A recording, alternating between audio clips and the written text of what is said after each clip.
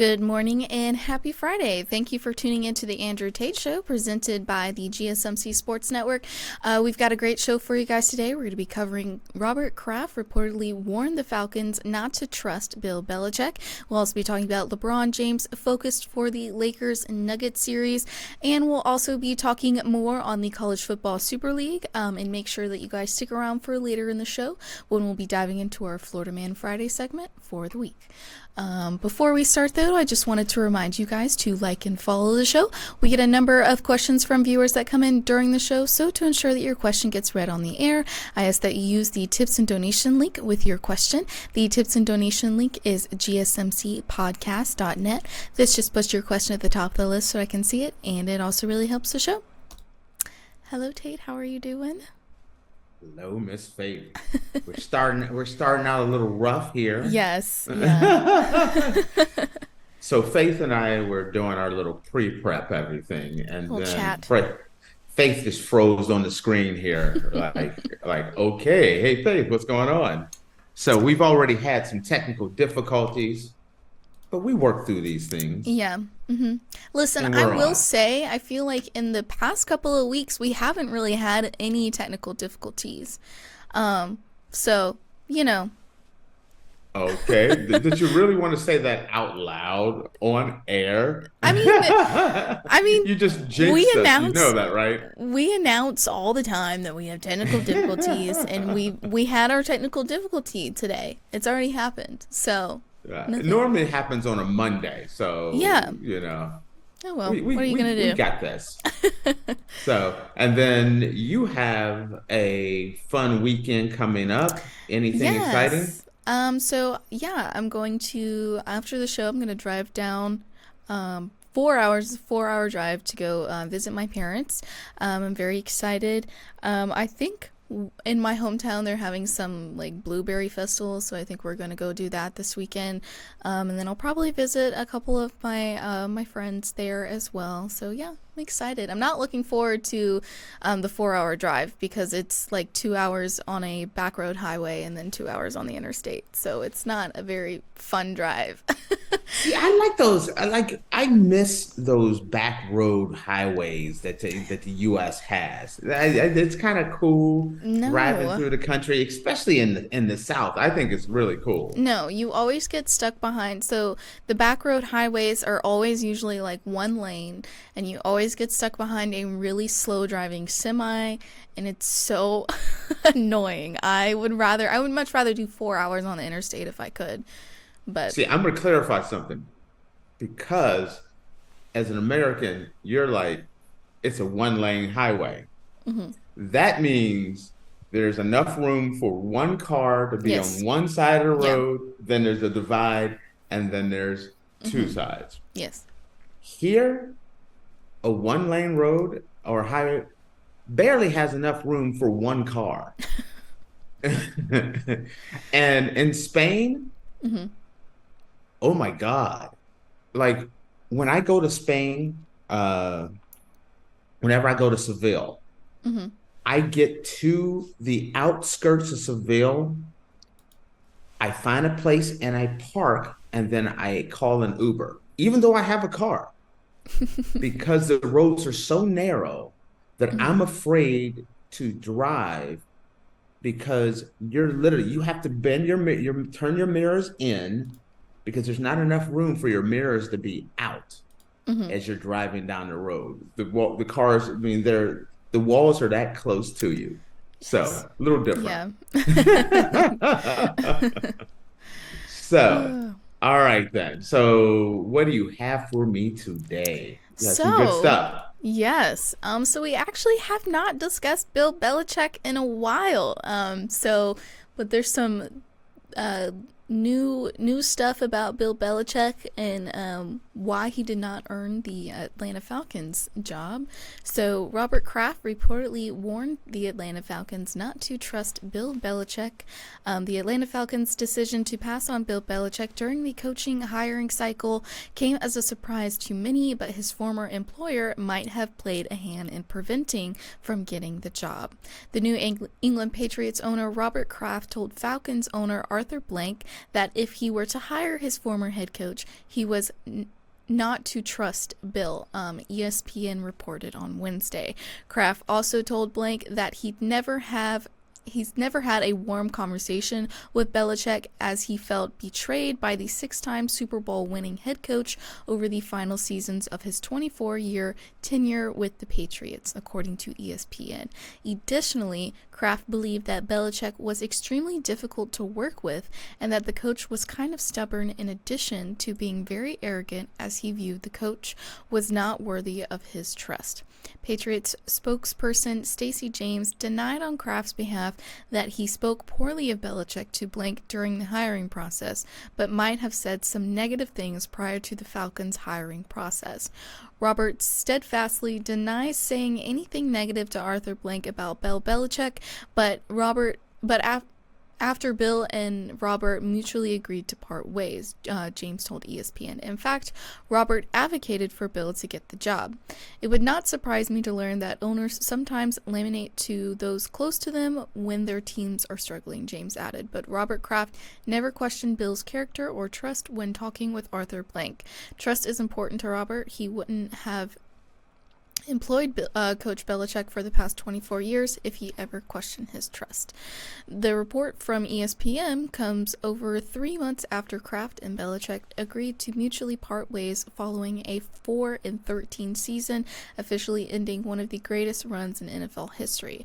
It also comes 2 months after the debut of the Apple TV Plus docuseries The Dynasty, which covers the Patriots' historic run, but has been criticized by former players for being too negative on their former head coach. Kraft admitted in the series that he had tough moments with Belichick, especially towards the end of Tom Brady's tenure with the team, as the quarterback's relationship with the head coach deteriorated. Okay, I'm going to ask you to do me a favor. I want you to go back in this article, and there's a point where he talks about what the article says that Arthur Blank said to Atlanta about never having, you can't trust them, warm conversations. Go down each one of those one at a time. I'm going to answer. I want to comment on each one of those because I think these are the important key points to this. Do you know what I'm talking about? I know I kind of threw you for a loop there, but there isn't necessarily like a list in this article. Well, he kind of says that he said never had a warm conversation. Oh, Can't trust him. yeah. Hold Yes. on. Let's see.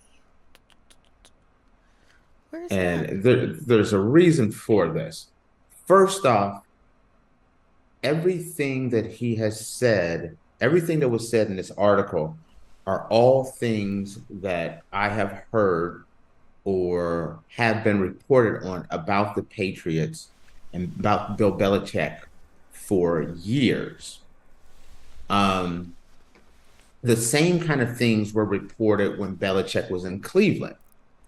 After he left in Cleveland, and then became the Baltimore Ravens and things after that, some of these same things were said before. If one person says it, it's hearsay. The second person, that's called being a second source here. Did you find it? Yeah. So all right, just go one at a time. I want to answer at each one of those. Go ahead. New England Patriots owner Robert Kraft told Falcons owner Robert Blank that if he were to hire his former head coach, he was not to trust Bill. So that's one.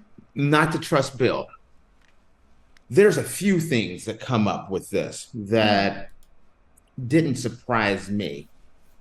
The first thing is, I know that Robert Kraft was very upset with Bill because Bill Belichick was saying that Brady was washed and that it was time to move on. He can't do it anymore. And he was trying to he wanted to move forward with Jimmy G, and Kraft overruled him for Tom Brady. But Belichick wanted Brady out. Eventually, he trusted Belichick, let Brady go, and then sit there and watch Brady win the Super Bowl again the very next year. Totally, upset Robert Kraft. And that's where the trust issue came into play. It's one of those things where he's been, a lot of the things that Belichick has said has been, Robert Kraft's kind of gone back and looked at it and been like, okay, I'm not happy about it. They talk about how they came in to the draft, and there's been numerous times where the scouting department and they came in with a game plan of what they're going to draft, and then Belichick comes in and overrules them. And no one's prepared for it, and he kind of blindsides them and makes his own pick. Give me the next one. Let's see. Kraft also told Blank that he'd never had a warm conversation with Belichick as he felt betrayed by the 6-time Super Bowl winning head coach over the final seasons of his 24 tenure with the Patriots. Okay. Well, okay. Just look at Bill Belichick. What about Bill Belichick says warm conversation? Yeah. Yeah. Nothing about Bill Belichick gives you the warm and fuzzies. So if you're an owner wanting to have a good relationship with your coach, and one thing people don't realize is players talk to players, owners talk to owners, coaches talk to coaches. And when they start talking and some of these rumors come out, how can anyone be shocked to find out that Robert Kraft said you can't have a warm, like, bonding conversation with him. He's very hard, he's very private, he's very secretive. And so, you're not going to have a warm conversation with him. There's no connection there. Is there a couple other ones? He additionally, Kraft believed that Belichick was extremely difficult to work with and that the coach was kind of stubborn, in addition to being very arrogant, as he viewed the coach was not worthy of his trust. Okay. There's been many talks that Belichick kind of thought he was better than everyone else, especially once Belichick started winning in New England. There's been a number of players that have talked about how Belichick just becomes kind of insensitive, just brutally honest, very arrogant. And then the ability to not trust him, as I talked about before. Imagine you see your team starting to slide. You come in with a game plan. Okay, we're gonna go get this player. We want to go to this player, this player, this player. And then the player's available. The player that you guys have been scouting, your whole scout team, everyone's agreed on, you're going to go and pick. And Belichick, there's been numerous cases where Belichick is like, no, we're taking this guy. Didn't let the organization know until the time it came to draft him. Then he waved off his team and picked the other player. And if you look at Belichick, during this time, if you look at what's the downfall of the Patriots, it was Belichick's drafting ability. He was not a good selector of talent in the draft. Wide receivers, for the longest time, he had Julian Edelman, but that was it. They went out and they traded for Randy Moss, but they never really went out. The offensive weapons was Bill Belichick's major weakness. Then them going out and getting they went out and they're okay, we're gonna go get Cam Newton. This is who we're gonna work with. And then they decided to draft Mac Jones out of nowhere. They cut Cam Newton before even seeing what they had with Cam Newton. They bring Mac Jones up. They let Mac Jones play. He makes a Pro Bowl. They switch out offensive coordinators and give Mac Jones, their quarterback, a defensive coordinator to be the offense. Your rookie, your second year quarterback gets a defensive coordinator as offensive coordinator to work with him. What part of a defensive coordinator says, hey, I want this guy to develop my quarterback of the future? My whole point is, if you step back from it and you look at it as if you have a good relationship with someone, another owner, and another owner comes to you and says, hey, Robert, we're thinking about hiring Bill Belichick. Why did you let him go? This is what we're trying to do. Mm-hmm. And you're looking around and you're saying, he's old. He's been quite arrogant. He hasn't drafted well. He doesn't take recommendations from your scouting department.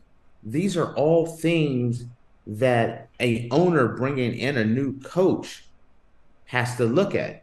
And then you look at a team that, even with Tom Brady there, Tom Brady was consistently taking team-friendly deals, one after another. And you see the number of weapons that Tom Brady was able to work with kept getting worse and worse and worse. But they looked at Brady and they said he was washed up. Mm-hmm. The minute that he went to Tampa Bay and he had weapons again, he won the Super Bowl. He lit the NFL up. That showed right there that Belichick was the one that was having the problems with getting him weapons. Brady wasn't washed up. Mm-hmm. Belichick just did not. I feel like Belichick's ability to take recommendations from the coaching staff and scouting department, Belichick's inability to stick with the game plan that was laid out by the organization. When you look at Robert Kraft having to step in and overrule him on more than one occasion, how do you expect an owner who's talking to another owner to recommend Bill Belichick? And then if you're another team, if you're a team owner and you're thinking about giving this guy the keys to your franchise, the greatest coach ever, and you look around, you're like, he's 71. He's not a Atlanta type guy in general. And you sit down with the owner and you're like, whoa, you're not getting the warm fuzzies. It starts to make you think. And then you start looking at the track record of Bill Belichick without Tom Brady. Yes, many people brought up, well, he did make a playoff with the Browns. Look at his history with the Browns. It was incredibly long. It was year after year, losing season after losing season after losing seasons. He did not start winning until Tom Brady got there, and then Brady had a very team-friendly contract because he was a late round draft pick. Then he started taking team-friendly deals to get weapons. And still, Bill Belichick's ability to grab high-end players and draft quality wide receivers and offensive weapons kept failing him, even with a quarterback that was taking team-friendly deals. Ultimately, looking at it, I agree with Atlanta for not taking him. You look at all of that and the fact that he's 71, not a guy that has shown over the year that he is very flexible, and an owner that's saying, this guy will stab you in the back. It's all right there. This is one of the reasons why I always say, don't burn bridges, because you never know if you may need to cross that bridge again. Mm-hmm. And I feel like it definitely came back to haunt him. What do you say on some of this? Yeah, Before we wrap it up here, I definitely agree. My only thing about this though is how Robert Blank is claiming that he didn't say any of this to anybody. I mean, Robert Kraft. Yeah, that's what I You mean. said Yeah, Robert you said Kraft. Robert Blank. You just combined Arthur Blank and Robert Kraft together, Yeah, which is excuse me. awesome. Sorry. No. So, them saying that Robert Kraft didn't say any of this to Arthur Blank and him denying it, at this point it's just like, dude, just admit that you said the stuff. I mean, at this point, with everything that's happened with Bill Belichick anyway, like, he's probably I don't see Bill Belichick getting another coaching job. I think that after him leaving the Patriots was donezo for him. So, I mean, just admit to what you said. The court of public opinion is very fickle. And as an owner, you don't want to be seen as bitter or petty. So sometimes you can't. I wouldn't call that bitter or petty. I would call that being honest. You would not. But think about the New England media, the Boston area media, who has watched Bill Belichick win all these championships with Tom Brady. Mm-hmm. And he is beloved in that area, beloved. And that's coming out. This is getting out here saying that the owner is saying bad things about the guy that they love. You don't want as an owner to have the city turn against you. So it's a wise decision, even though I do believe, this is me speculating on what I believe, because everything that he said, I felt like was absolutely true from what I have seen, strictly from what I have seen. So you can't argue with the fact that Belichick is stubborn, that he's an older coach, that sometimes, the way he runs his team, it's kind of very old school, not modern way, where Atlanta's trying to become more of a progressive, more modern type team. Going back to the good old days may not be the best decision. Mm-hmm. I don't really see, I've said this before, I don't see him getting another job unless it's a really bad job or Kansas City's Andy Reid decides to retire, because then that's a good fit. Mm-hmm. But most places are trying to get younger, more progressive, and you have a coach, when you're trying to become more more of a modern type team, more progressive, using analytics, and you're thinking about Bill Belichick, who's not really an analytics guy, not really a progressive guy. He's very old school. I say no. Yeah, I agree. I agree with that. All right. Oh, alrighty, guys. Well, with that, we are going to take a short break, and when we come back, we're going to be talking about LeBron James is focused on the here and now in the Lakers-Nuggets series. So make sure you guys stick around, and we will be back in a minute.